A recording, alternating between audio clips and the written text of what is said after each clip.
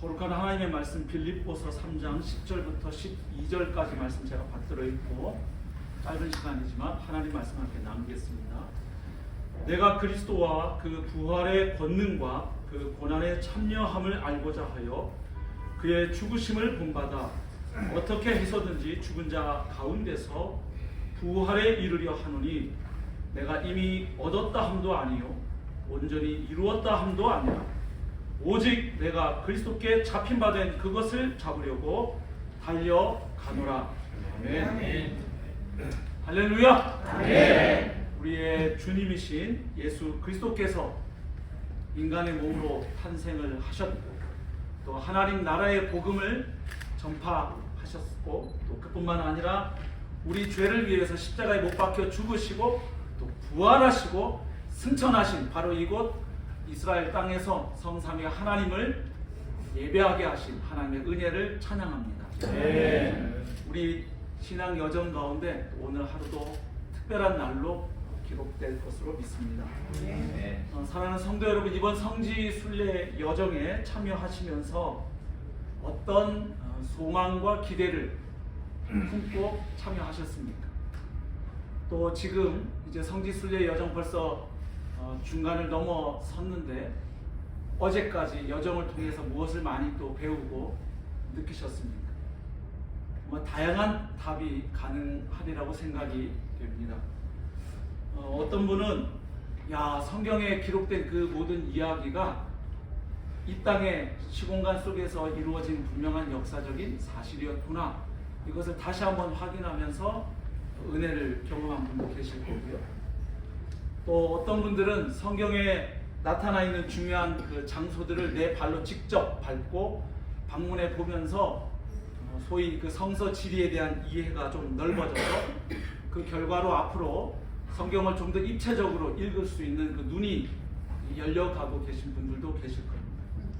또 어떤 분들은 성지순례에 참여하시기 전에 좀 신앙이 많이 침체되고 좀 식어서 이번 성지순례를 통해서 다시 한번 식어진 내 신앙에 좀 불을 붙이고 싶어서 이곳에 오신 분도 계실 겁니다.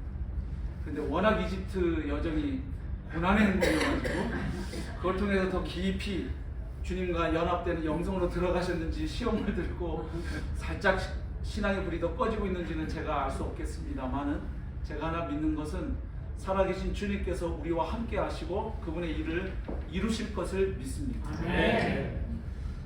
저는 오늘 이 주일 아침에 방금 전에 읽었던 사도 바울의 고백을 통해서 들려주시는 하나님의 말씀을 통해서 특별히 저희가 이번 성지 순례 여행 가운데 꼭 좀 기억하고 경험했으면 하는 복음의 진리 하나를 나누려고 합니다. 이것은 또한 저의 개인의 기도 제목이고 소망이기도 합니다. 오늘 본문에서 사도 바울은 자신의 신앙 생활 및 그 목회의 사역의 목표가 무엇인지를 아주 선명하게 밝히고 있습니다. 무엇이죠? 한마디로 예수님을 더 알아가는 것입니다. 그 예수님을 알아간다는 것을 이렇게 표현하고 있습니다. 특별히 그분의 죽으심과 부활에 참여하는 것으로 묘사를 하고 있습니다. 다르게 표현하면 그리스도의 고난과 영광, 혹은 청교도 신학자들이 표현했던 것처럼 그리스도의 비하, 낮아지심이죠. 우리를 위해서 고난받으시고 죽으신 주님의 그 낮아지신 비하와 승귀, 높아지신 거죠. 부활하시고 승천하심으로 영광스럽게 된 그리스도의 고난과 영광, 비하와 승귀를 믿을 뿐만 아니라 그것에 내가 참여하여 연합되는 것을 그의 목표로 제시하고 있습니다. 다시 말하면 사도 바울은 그리스도와의 연합을 통해서 자신의 주이신 예수님 그분을 더 깊이 알기를 원했고, 그리고 그가 전하고 있는 복음의 능력을 더욱 실제로 풍성하게 경험해 가기를 소망했던 것입니다. 왜냐하면 사도 바울이 발견한 게 하나 있죠.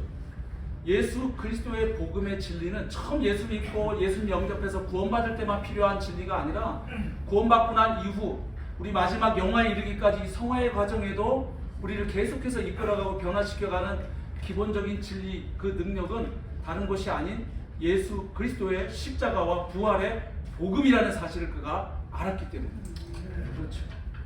그가 예수님을 몰랐겠습니까? 십자가의 도를 몰랐겠습니까? 부활의 영광과 능력을 몰랐겠습니까? 잘 알지요. 그걸 전하는 사도인데. 그럼에도 그는 불구하고 나는 아직 내가 잡은 줄로 여기지 아니하고 계속해서 나는 그 그리스도와 그 부활의 권능을 알고자 한다. 그래서 나는 먼저 주님의 죽으심을 본받아 그분의 고난에 참여하고자 한다. 왜냐하면 주님께서 고난을 통해 영광으로 들어가셨고 죽음을 통해 부활로 나아가셨기에 나 또한 처음에 그가 만난 주님은 부활하신 주님을 만났죠. 다메섹 도상에서. 그래서 이미 그는 부활이 무엇인지 알고 있습니다. 그래서 그 부활의 영광과 능력을 경험한 바 있기 때문에 이제 내 삶 가운데 역사하시는 사역의 현장에서 역사하시는 부활의 능력을 그가 경험하고 싶어 했던 것이죠. 그가 말하는 부활의 권능은 특별히 그리스도의 역사적 부활이나 또 우리 신자들이 나중에 죽은 다음에 부활할 부활만을 이야기하는 게 아니죠. 특별히 살아계셔서 역사하시는 부활하신 주님이 보낸 성령을 통해 주님이 계속해서 믿는 자 가운데 일하고 계시는 그 부활의 능력, 다시 말하면 생명을 부여하는 그 능력을 자기는 경험하기를 원한다고 고백했던 것이죠. 우리가 아는 것처럼 성령님은 어떤 능력을 우리에게 베푸시나요? 불신 상태에 있던 하나님과 원수되었던 우리를 복음을 듣고 복음을 통해 우리를 부르셨죠. 그래서 예수 그리스도를 주님으로 고백하고 성령으로 거듭나게 하시는 능력, 또한 죄사함 받은 우리를 거룩하게 하시는 성화의 능력, 그리고 종국에는 그리스도를 닮은 그 영광스러운 그 형상에 이르도록 영화에 이르게 하시는 그 능력이 바로 부활하신 주님께서 보내신 성령께서 하시는 일이라고 믿습니다. 바울은 바로 그걸 알기 위해서 먼저 나는 주님의 죽으심을 본받아 나는 그리스도의 고난에 참여하고자 한다. 물론 우리가 잘 알죠. 그가 그리스도의 고난에 참여하고자 했던 것은 그걸 통해서 뭔가 구원에 이르거나 의롭다함을 받으려 함이 아니죠. 그리스도께서 이미 다 이루어 놓으신 십자가 대속의 은혜와 그 부활의 능력으로 말미암아 경험한 자로서 이제 주님 가신 그 길을 나도 따라가겠다는 고백 아닌가요? 예수님께서도 예루살렘으로 올라가시면서 자신의 순환과 죽음, 부활에 대하여 계속해서 반복적으로 제자들에게 예고하셨습니다. 그래서 주님이 걸어가신 그 고난의 길이 바로 우리를 구원하기 위한 메시아의 길이라는 사실을 제자들에게 알려주셨죠. 그런데 우리가 잘 아는 것처럼 예수님은 자신의 순환과 죽음과 부활을 예고하시고 나서는 꼭 제자들에게 이어서 제자도에 대하여 가르쳐 주셨습니다. 그러니까 주님이 가시는 그 십자가의 길은 죄 없으신 그분이 우리 죄를 위하여 걸어가시는 대속의 길, 이사야서에서 말하고 있는 그 고난받는 종으로 오신 메시아로서 가시는 우리를 위한 십자가의 길인 동시에 그 십자가를 통해 이제 구원함을 받고 죄사함을 받은 성도들은 또 이제 그 따라야 할 길이라는 사실을 주님은 알려주신 거죠. 무슨 수도사들이 계단 만들어서 무릎으로 고행하면서 구원받으려고 하는 것이 아니죠. 우리 신자의 길은 이미 그리스도의 은혜를 통하여 구원받은 우리가 이제 그 은혜에 감격하여 주님이 가신 십자가의 길을 가는 것이죠. 구원받은 자가 그 길을 가는 것이죠. 그래서 바울은 고백하죠. 그래서 그리스도의 연합을 굉장히 강조했던 거 우리가 잘 알죠. 왜냐하면 바울은 그리스도 안에 구원의 모든 복이 자리하고 있다는 사실을 발견한 사람이기 때문에 그렇습니다. 잘 아시죠? 에베소서 1장 3절 찬송하리로다 하나님 곧 우리 주 예수 그리스도의 아버지께서 그리스도 안에서 하늘에 속한 모든 신령한 복을 우리에게 주시되 이렇게 말씀드렸죠. 그래서 신약 성경이 가르치는 가장 중요한 복음의 진리 하나가 바로 그리스도와의 연합입니다.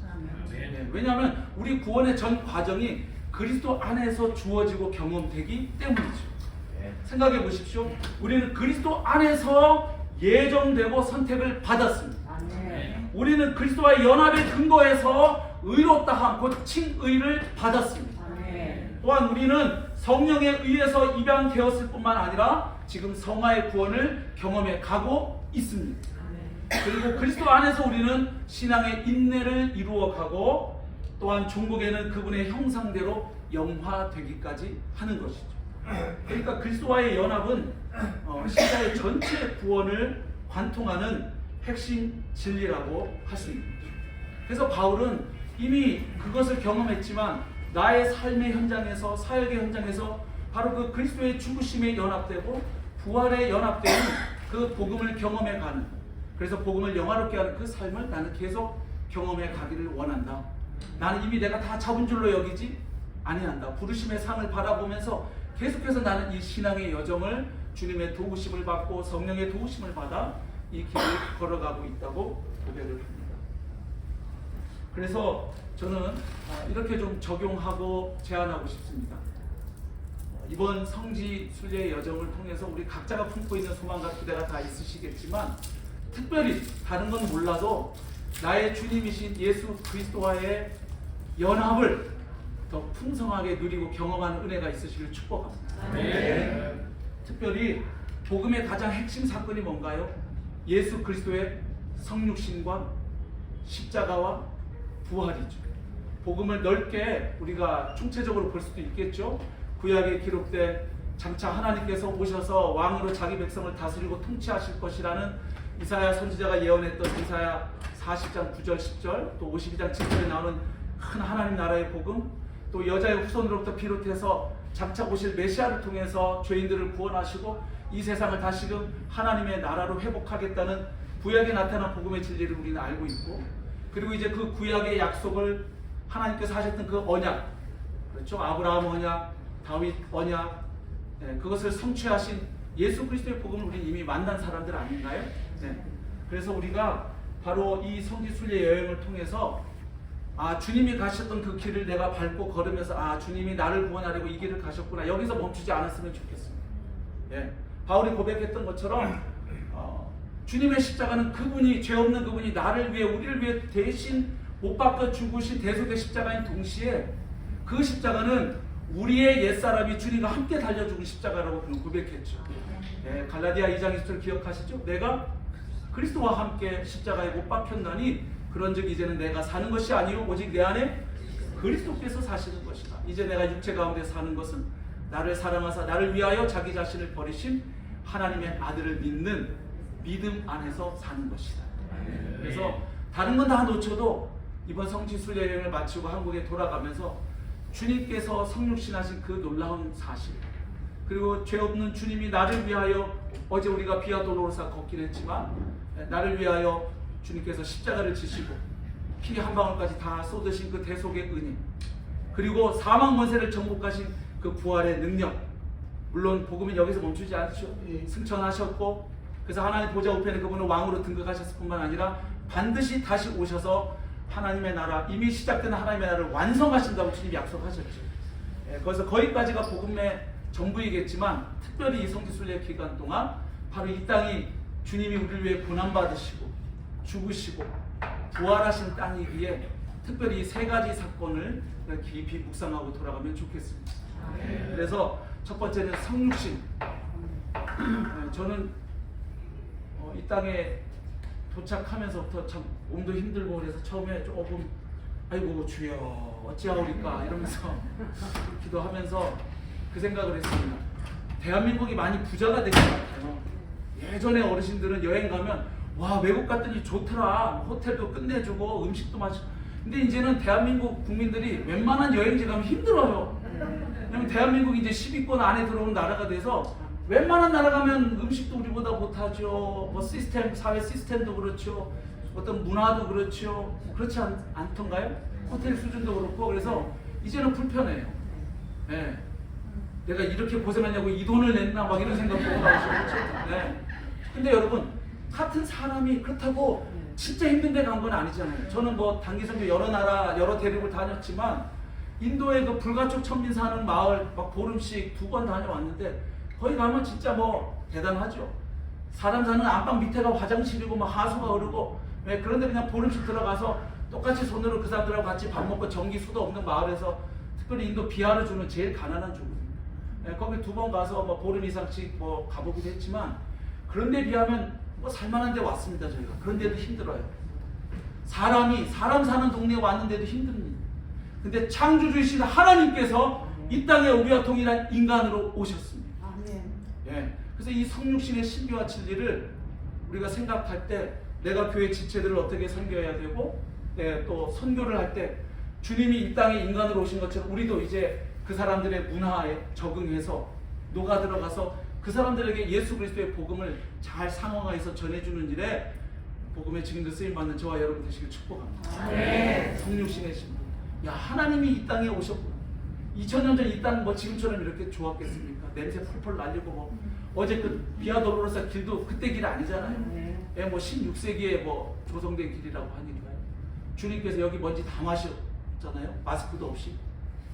하나님께서 인간들에게 따귀도 맞으셨고 옷 벗김을 당하셨고 어제 우리 다 봤죠. 피를 쏟으셨고 그리고 조롱을 당했죠. 네가 하나님의 아들이면 내려와 봐라. 그럼 우리가 믿어줄게. 그러나 주님이 그래서 거기서 열받으셨고 뚝 하고 딱 내려오신 다음에 믿어라 그러면 저희 구원 못 받죠. 주님 끝까지 그곳에서 하나님 아버지의 뜻에 순종하셨고요. 그 다음에 십자가의 고난, 부활의 영광과 능력. 그래서 복음이 사랑하는 성도님들 또 우리 목사님들 삶과 사역에 더욱 실제가 되고 능력이 되기를 축복합니다.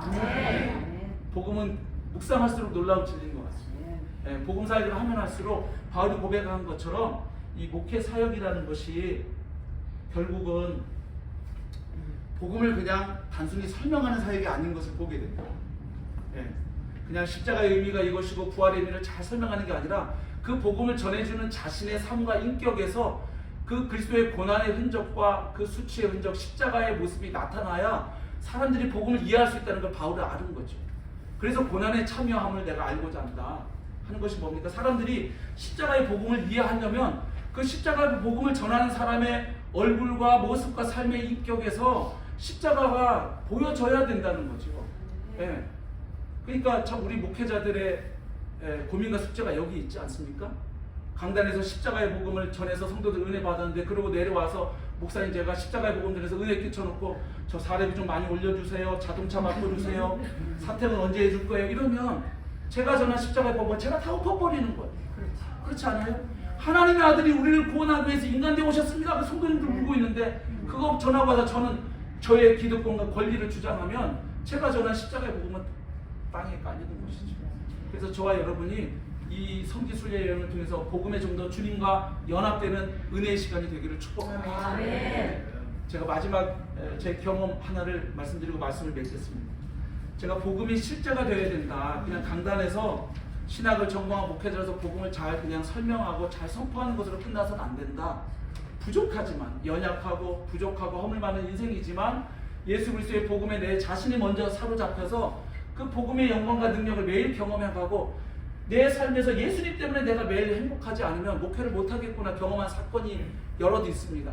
그래서 목사 안수 받기 전에 일주일 금식 기도를 하게 된 몇 가지 사건인데 그 중에 한 사건이 있었습니다. 제가 전도사 시절에 하루는 토요일날 설교 준비를 하는데 그날따라 원고가 안 써져요. 막 머리가 복잡하고 시간은 자꾸 가는데 심란해 죽겠는데 이상하죠? 그런 날 아들은 마귀 역할을 하잖아요. 그날따라 왜 이렇게 애가 얌전한 애가 떠들고 정신을 사납게 해서 제가 뭐라고 그랬는 줄 아십니까? 이 설교 원고 안 쓰여지니까 아들이 자꾸 그때 한 5살쯤 된 것 같아요. 야! 집에서는 조용히 좀 하는 거야! 이러면서 고함을 꽤 쳤어요. 이상하죠? 제가 말한 메시지의 내용이 뭐예요? 집에서는 조용히 하라는 거잖아요. 근데 그 메시지를 저는 어떻게 전달했어요? 소리를 고함을 지르고 험악한 얼굴로 했거든요. 제 아들이 그때 5살이니까 안개기였을 거예요. 걔가 중2였으면 근데 니는 왜 떠드는데? 제가 애가 저를 딱 쳐다보더라고요. 놀래가지고 조용히 하라는 소리를 너무 크게 하니까. 그래서 제가 그 순간 알았어요. 야, 내가 앞으로 목사 안수 받고 은혜의 복음을 전하는데 성도님들이 내 얼굴을 보고 내 삶을 보고 내 부부가 어떻게 사는지 우리 가족 어떻게 사는지 회의를 어떻게 진행하는지 교회 재정을 집행하는지 해서 전혀 복음의 능력과 영광이 나타나지 않으면 그럴 수 있잖아요. 은혜의 복음을 전하는데 목사 곁에 가기가 싫어. 난 찬바람이 싱싱 불어. 근데 맨날 강단에 올라서는 은혜의 복음 전하고 예수님이 백문일답 예수 그리스도라고 하는데 목사는 맨날 돈 밝히고 명예 권력 추구하면 제가 전하는 복음을 제가 다 뒤집어 엎는 거지. 그래서 그날 그 경험이 저에게 컸어요. 야, 아들에게 이거 바단풍 하는 거네. 그래서 아이들 키우면서 지금 둘째 딸은 대학교 4학년인데 몇 년 전에 제가 딸하고 밤늦은 시간 이런저런 얘기하다가 제가 그랬어요. 야, 아빠가 목사인데 매주 강단에서 복음을 선포하는 사람인데 너는 집에서 아빠랑 맨날 같이 살잖니? 근데 아빠가 부족하고 연약하고 허물이 많아. 죄성이 있고 여전히. 그래서 너가 목사 가정에 태어나 자라면서 예수 그리스도의 복음을 더 풍성하게 깨닫고 경험하는데 방해가 될까봐 아빠가 미안해. 네가 아빠 때문에 십자가의 은혜의 복음을 모르거나 제대로 누리지 못하면 아빠 그게 너무 슬플 것 같아. 미안해서 어떡하니. 아빠가 복음의 통로 역할을 잘해서 아빠 사는 모습을 네가 보면, 아빠의 뒷모습을 보면 참 예수 믿는 거 좋은 거구나. 내가 목회자 가정에 태어난 게 너무 행복이구나. 그런 소리가 나와야 될 텐데 그게 지금 다 되는지 잘 모르겠다. 아빠는 걱정이야. 그랬더니 딸이 이렇게 경계를 했어요.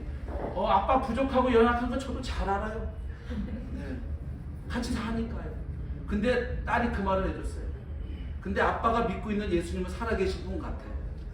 왜냐면 아빠는, 제가 본 아빠는 여전히 지금도 공사 중이지만 3년 전보다 아빠는 예수님을 조금 더 닮으신 것 같아요. 아빠가 믿고 있는 예수님이 아빠의 성질을 변화시켜 가고 있는 것 같아요. 제가 부산 남자거든요. 성깔이 있잖아요. 네. 됐다 치아라 막 이거 부산 남자분들 기질인데, 네. 아빠가 믿는 주님이 살아계셔서 아빠를 변화시키고 가고 계신 걸 제가 봐요. 아빠는 여전히 문제가 많고 연약하지만 아빠가 믿는 예수님은 분명히 살아계시고 복음은 능력이라는 사실을 내가 보고 있기 때문에 아빠 걱정하지 마세요. 저는 아빠를 변화시켜가고 있는 그 예수님을 저는 신뢰해요. 그리고 그 주님이 내 삶도 인도하시고 책임져 주시고 공급해 주실 것을 저는 믿고 있어요. 그러니 아빠 너무 걱정하지 마세요. 위로해 주더라고요. 네. 그래서 계속 잘 정진하세요. 네, 이렇게 마치 그 한경진 목사님 찾아오는 목사님들한테 딴 얘기 안 했잖아요. 예수 잘 믿으십시오 목사님 그랬다 그러잖아요. 네, 그래서 딸을 통해서 격려를 받고 여전히 저나 여러분이나 다 공사 중인 인간들입니다. 맞지요? 네. 부족합니다. 연약해요. 또 뭐 조금만 뭐 불편한 거 확 자아가 십자가에 못 박혀 죽었다 고백해놓고 5분 뒤면 부활해가지고 또 맞아. 네. 그렇지만 우리가 믿는 주 예수 그리스도께서 우리를 위해 이 땅에 오셨고 죽으시고 부활하셨고 다시 오실 것입니다. 네. 이 땅을 계속 우리가 남은 기간 수리하면서 그 진리에 깊이 연합되어 주님과 연합되고 그래서 돌아가셔서 이 복음의 진리를 삶의 현장에서 목회 현장에서 더욱 살아내고 복음을 영화롭게 해서 마지막 우리가 주님 앞에 다 가서 만날 때 주님께서 착하고 충성된 종아 네가 주인의 즐거움에 참여하자. 아멘. 저의 유일한 소원은 그겁니다. 목회를 마치고 주님 앞에 갔을 때 너 수고했어. 내가 너 기다렸어. 수고 많이 했다. 그리고 주님이 하나 주시면 된 거 아니에요? 네. 우리가 그런 소망을 품고 돌아가셔서 나중에 저희 천국에서 만날 때 성지순례 여행이 계기가 되어 그 뒤에 내가 더욱더 복음을 풍성하게 경험하고 삶의 현장에서 복음을 살아내고 복음을 증거하는 선교적 존재로 복음의 증인으로 살다가 우리 주님 앞에서 다시 만나게 되기를 소망하고 축복합니다.